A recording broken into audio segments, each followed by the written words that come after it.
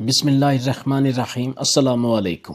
شاعر مشرق ڈاکٹر علامہ محمد اقبال رحمۃ اللہ علیہ لکھتے ہیں کہ 1916 میں برے صغیر کے ایک کندرام گاؤں میں چودھری ہاشم نامی آدمی کا بہت چرچا ہوا۔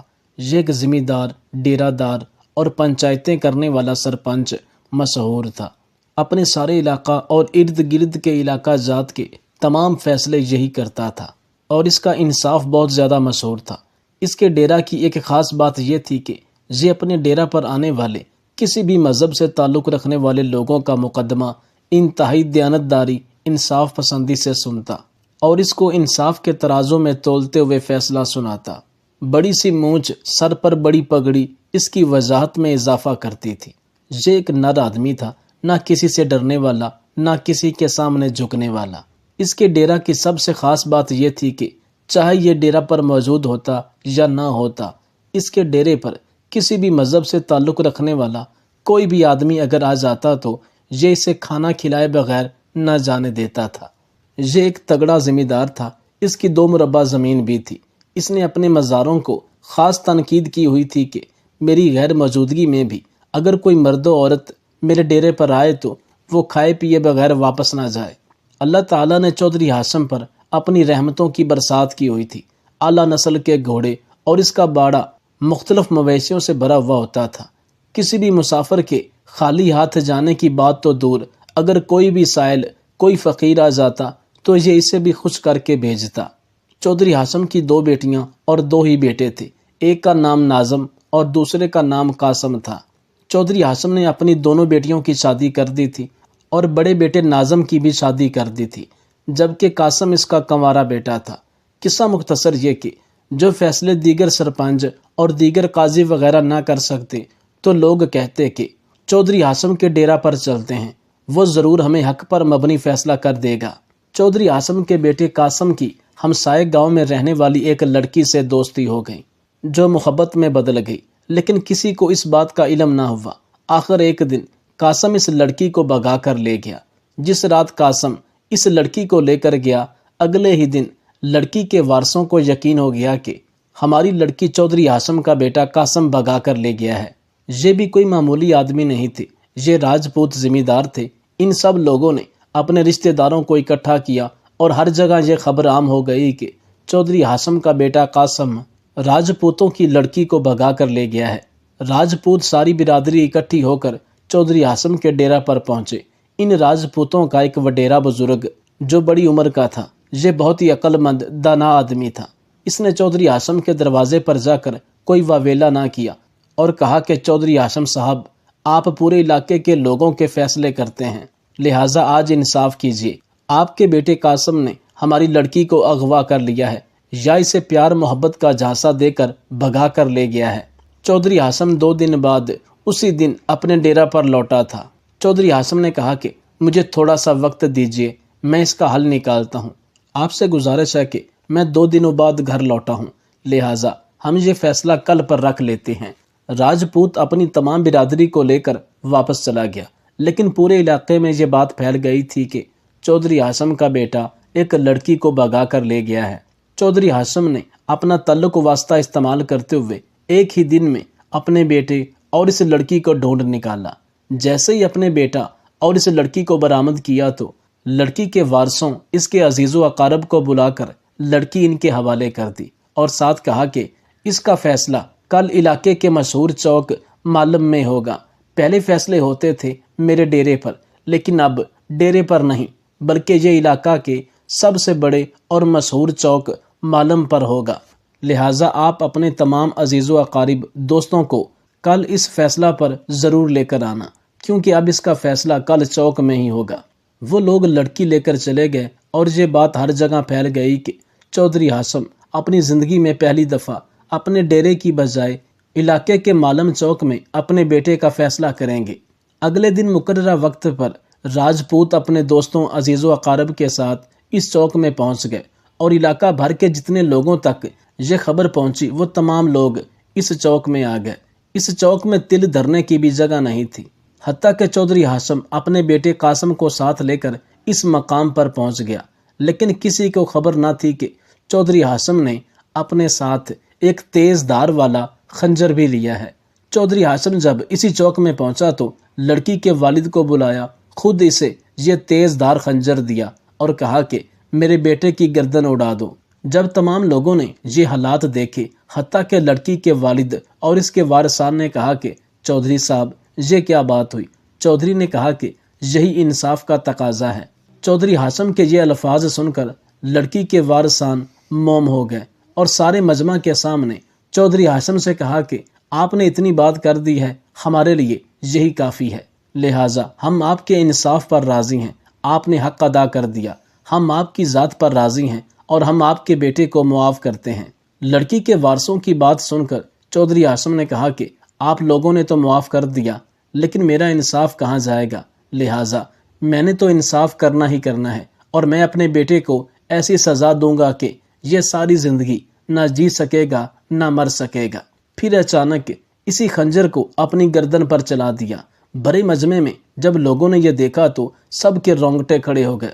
लोग चौधरी हाशिम के पास आए कि इसे किसी डॉक्टर हकीम के पास ले जाएं, लेकिन जब देखा गया तो चौधरी हाशिम का इंतकाल हो चुका था। हत्ता कि इस चौक में मौजूद हर आंख अशकबार थी। लोग धाड़े मार कर रो रहे थे, जिनमें लड़की के वारसान भी शामिल थे। पूरा इलाका सोग में डूबा हुआ था। अल्लामा इकबाल रहमतुल्लाह अलैह फरमाते हैं कि जब मैं इसके जनाजे पर पहुंचा ता हद्दे निगाह लोग ही लोग थे। मुझे नहीं मालूम कि इतने लोग कहाँ से आए, लेकिन ऐसा जनाजा हुआ कि लोग दुराने जनाजा भी धाड़े मार मार कर रो रहे थे और इस कीमती आदमी को याद कर रहे थे। इसके बाद चौधरी हाशिम के बेटे कासिम की सारी जिंदगी एक गुनाहगार और कातिल की हैसियत से गुजरी। जिंदगी में कोई पल ऐसा नहीं आया कि जब वो सुकून से सो सका हो। अपने वालिद की वफात के फ़कत 3 साल बाद कासिम भी अपनी मौत आप मारा गया। कुछ लोग कहते हैं कि इसने खुदकुशी की थी, जबकि कुछ का कहना है कि वो तबई मौत मर गया। बहरहाल जो हुआ अफसोसनाक हुआ। कासिम के बड़े भाई नाज़म का कहना था कि मेरे वालिद की वफात के बाद मेरे छोटे भाई कासिम ने कभी आईना नहीं देखा था। वो बिल्कुल तन्हा रहना चाहता था और इसने 2-3 साल जो गुजारे वो तन्हाई में गुजारे। ये साल इसके लिए कर्बनाक वक़्त था। ना किसी से बात करता, बस अपने ही अंदर जख्मों से चूर था और वालिद की मौत का गम इसे भी ले डूबा। बुरे काम का बुरा नतीजा। इसी तरह एक और वाक़या बयान करते हैं कि एक दफ़ा दिल्ली में जमुना नदी में सैलाब आया। यह सैलाब इस कदर गज़बनाक था कि मेरी आंखों ने इससे पहले इतना बड़ा सैलाब नहीं देखा था, जो कि आम सैलाब से 5 गुना ज़्यादा ताकतवर था और एक तरह से तूफ़ानी सैलाब था, जिससे करीब के कब्रिस्तान की बहुत ज़्यादा तादाद में कब्रें उखड़ गईं, जबकि बेशुमार कब्रें तो इस सैलाब के साथ ही मलियामेट हो गईं। ये कब्रें इस कदर सैलाब का शिकार हुईं कि किसी को ये तक खबर ना रही कि इस जगह पर किसकी कब्र थी और उस जगह पर किसकी कब्र थी। अचानक एक कब्र खुली तो कुछ लोगों ने देखा कि मुर्दा पड़ा हुआ है, लेकिन डर के मारे इस मुर्दे के पास जाने की कोई भी कोशिश नहीं कर रहा था। लेकिन दूर से ही लोगों ने ये इबरतनाक नज़ारा देखा कि इस मुर्दे की पेशानी पर एक छोटा सा कीड़ा है। वो जब डंग मारता है तो पूरी लाश लरस जाती है, थरथरा जाती है। ऐसा महसूस होता है कि जैसे मुर्दे में कोई करंट आ गया हो। लाश इस कदर तड़पती है कि देखते हुए लोगों की रगों में चलता हुआ खून रुकने को आता है और इस मुर्दे का रंग बदल जाता है। थोड़ी देर बाद वो लाश अपनी असली कैफियत पर आ जाती है। ये इबरतनाक मंजर देखकर लोग बहुत ज़्यादा खौफ में मुब्तला हो जाते कि ये सब क्या हो रहा है। किसी की समझ में कुछ नहीं आ रहा था। फिर चंद लोगों ने अल्लाह का नाम लिया। दरूद पाक पढ़ते पढ़ते इस मुर्दे के करीब गए तो करीब से ये मंजर देखकर इन लोगों के रोंगटे खड़े हो गए, क्योंकि एक छोटा सा कीड़ा इस मुर्दे को डंग मारता है। लाश की फिर वही कैफियत हो जाती है, यानी कि जब यह कीड़ा इस मुर्दे की पेशानी पर डंग मारता है तो ये सारी की सारी लाश लरस जाती है। इसका रंग काला स्याह पड़ जाता है। लेकिन थोड़ा वक्त गुजरने के बाद ये मुर्दा अपनी असली हालत में साफ रंग में वाज़े हो जाता है और दोबारा फिर यही कीड़ा इसकी पेशानी पर डंग मारता है और फिर इसकी पूरी लाश में करंट सा लगता है और ये लाश तड़प जाती है, जिसकी वजह से इसके जिस्म का रंग भी तब्दील हो जाता है। लोग अपनी आंखों से ये सब देख रहे थे और ये सब देखने वाली तमाम आंखें डर के मारे बेहाल हो चुकी थी। ये लोग आपस में मशवरा करने लगे कि अब इस लाश का क्या करें। कोई कुछ कहता तो कोई कुछ कहता।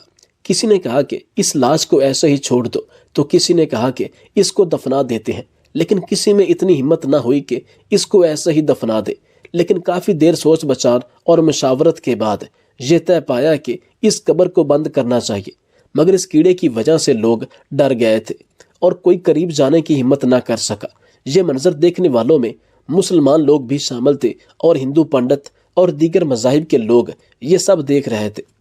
آخر میں ایک دھوبی جمنا کے گھاٹ پر آیا ہوا تھا، اس سے دیکھا نہ گیا۔ اس نے ایک کنکری اس کو ماری تو وہ کیڑا اچھلا اور اس دھوبی کی پیشانی پر آ کر ڈنگ مارنے لگا اور پھر اس دھوبی کی پیشانی پر مضبوطی سے بیٹھ گیا۔ یہ منظر دیکھ کر لوگوں میں مزید خوف و ہراس پھیل گیا اور اس قدر ڈرے کہ ان کی سانس لینا محال اور ان کا گلا خشک ہو گیا۔ وہ دھوبی چلانے لگا اور تڑپنے لگا۔ اس سے کسی نے پوچھا، تجھے کیا ہوا؟ تو اس نے کہا کہ سنو، مجھے ایسی تکلیف ہے کہ مجھے نہ صرف ایک بچھو اور ایک سانپ نے کاٹا ہے، اور نہ صرف آگ کا کوئی شعلہ میرے بدن پر رکھ دیا گیا ہے، بلکہ مجھے ایسی تکلیف ہے کہ میرے بدن کے ایک ایک عضو میں، بلکہ ایک ایک رونگٹے اور بال میں گویا ہزاروں لاکھوں بچھو اور آگ کی چنگاریاں بھر دی گئی ہوں۔ چنانچہ وہ 3 دن تک یوں ہی تڑپتا رہا، پھر انتقال کر گیا۔ میرے والد کہتے ہیں کہ میں سمجھ گیا کہ یہ اس دنیا کا کیڑا نہیں بلکہ دوزخ کے عذاب کی شکل ہے۔ میں نے سوچا کہ صاحب قبر کے لیے کوئی دوسرا علاج۔ پھر مولوی مصطفیٰ صاحب قریب جا کر ہمت کر کے بیٹھا اور کچھ صورتیں یاسین شریف اور قل هو اللہ احد اور کچھ دوسری صورتیں پڑھنا شروع کی۔ جب مولوی صاحب نے قرآن کریم کی تلاوت شروع کی تو وہ کیڑا چھوٹا ہونا شروع ہوا اور ہوتے ہوتے ذرا سا ہو کر ختم ہو گیا۔ جب ختم ہو گیا تو ہم لوگ بہت خوش ہوئے کہ اللہ تعالیٰ نے اس کو عذاب سے نجات دی۔ اس کا کفن برابر کر کے قبر بند کر دی گئی۔ میرے والد صاحب کہتے ہیں کہ یہ واقعہ دیکھنے والے جتنی بھی آنکھیں تھیں وہ اس قدر روئیں کہ تڑپ تڑپ کے آنکھوں میں سوزش ہو گئی۔ کئی دن تک ان لوگوں کو اپنے کھانے پینے کی خبر تک نہ رہی۔ دنیا داری تو بہت دور کی چیز ہے، اس قدر یہ لوگ ڈرے سہمے اور عبادت الہی میں مشغول ہوئے کہ ایسا محسوس ہوتا تھا جیسے قیامت آ چکی ہے۔ اور اس واقعے کو اپنی آنکھوں سے دیکھنے والے ہندو پنڈت اور دیگر مذاہب کے لوگوں نے اسی وقت مولوی مصطفیٰ صاحب سے کلمہ پڑھا اور اسلام کو قبول کیا، کیونکہ وہ جان گئے تھے کہ قرآن پاک کلام حق ہے۔ اور ان کے سامنے جیسے ہی مولوی صاحب نے قرآن پڑھا تو یہ کیڑا غائب ہو گیا، لاش کا تڑپنا بند ہو گیا، سب روٹین کے مطابق ہو گیا۔ ہر آنکھ رو رہی تھی اور دل توبہ توبہ کے نعروں سے بلند ہو رہا تھا۔ اس سے گناہوں کی سزا کا اندازہ لگائیے۔ معلوم نہیں اس شخص سے کون سا جرم ہوا ہوگا، خدا کے غضب کی کون سی شکل اس میں ہو، کچھ نہیں کہہ سکتے۔ یہ بھی اللہ تعالیٰ بہتر جانتا ہے کہ یہ کوئی صغیرہ گناہ کے بدلے تھا یا کبیرہ گناہ کے بدلے تھا، لیکن یہ کنفرم ہے کہ اس کو دنیا میں کیے گئے اس کے کسی گناہ کی سزا مل رہی تھی۔ اللہ پاک ہم سب کو فکر آخرت نصیب فرمائے اور عذاب قبر سے محفوظ رکھے۔ بغداد کے بہت بڑے عالم مولانا ظہیر الدین فرماتے ہیں کہ ایک وزیر کے دل میں ذوق الہی پیدا ہوا اور اس نے بادشاہ کی خدمت وزارت چھوڑ کر اللہ کی راہ اختیار کر لی۔ ایک مدت کے بعد بادشاہ کی اس سے ملاقات ہوئی تو اس نے پوچھا، تم نے میری ملازمت کیوں چھوڑی؟ وزیر جو کہ اب تک درویش بن چکا تھا کہنے لگا، اے بادشاہ، تجھ میں 5 باتیں تھیں۔ ایک یہ کہ تو میرے سامنے کھانا کھاتا تھا لیکن مجھے نہیں کھلاتا تھا، اب میں اس خدائے پاک کی خدمت میں ہوں جو خود نہیں کھاتا مگر مجھے کھلاتا ہے۔ دوسری یہ کہ میں تیرے سامنے کھڑا رہتا تھا لیکن تو نے مجھے کبھی بیٹھنے کو نہیں کہا، اب میں اپنے پروردگار کی خدمت میں ہوں تو وہ مجھے 4 رکعت کی نماز میں 2 دفعہ بٹھاتا ہے جس سے مجھے اس کی عبادت کرنے میں آسانی ہوتی ہے۔ تیسری بات یہ کہ تو رات کو سوتا تھا اور میں تیری حفاظت کے لیے جاگتا تھا، تم نے کبھی نہیں کہا تھا کہ گھڑی پر تم بھی سو لو۔ اب میں اپنے پروردگار کی خدمت میں ہوں تو وہ خود نہیں سوتا بلکہ میری حفاظت کرتا ہے اور میں سوتا ہوں۔ چوتھی یہ کہ میں ہر وقت ڈرا رہتا تھا کہ کہیں تم نہ مر جاؤ، اب میں اپنے پروردگار کی خدمت میں ہوں جسے خود مرنا نہیں اور مجھے اس نے اپنے ذکر سے حیات جاوداں بخش دی ہے۔ 5ویں بات یہ کہ میں ہر وقت ڈرا رہتا کہ اگر مجھ سے کوئی غلطی ہو گئی تو مجھے سزا دے گا۔ میں اب اپنے پروردگار کی خدمت میں ہوں تو مجھے ایسا کوئی خطرہ نہیں کہ اگر مجھ سے کوئی خطا ہو گئی ہو یا کوئی خطا ہو جاتی ہے تو میں توبہ استغفار کر لیتا ہوں اور وہ مجھے بخش دیتا ہے۔ اللہ تعالیٰ تو انسان سے بے حساب محبت کرتا ہے، یہ تو انسان ہے جو اس کی نافرمانی کر کے اس کے غضب کا مستحق بنتا ہے، ورنہ اللہ تعالیٰ تو کبھی نہیں چاہتا کہ وہ اپنی مخلوق کو عذاب دے۔ جب ایک ماں اپنے بچے کے پاؤں میں ایک کانٹا چبھنے نہیں دیتی تو اللہ تعالیٰ جو کہ 70 ماؤں سے زیادہ انسان سے پیار کرتا ہے اپنی مخلوق سے پیار کرتا ہے وہ اسے تکلیف کیوں دے گا؟ یہ تو ہمارے اپنے گناہ ہیں، ہمارے اپنے اعمال ہیں جو ہمارے آگے آتے ہیں، جن کی وجہ سے ہمیں دنیا اور آخرت دونوں میں شرمندگی کا سامنا کرنا پڑے گا۔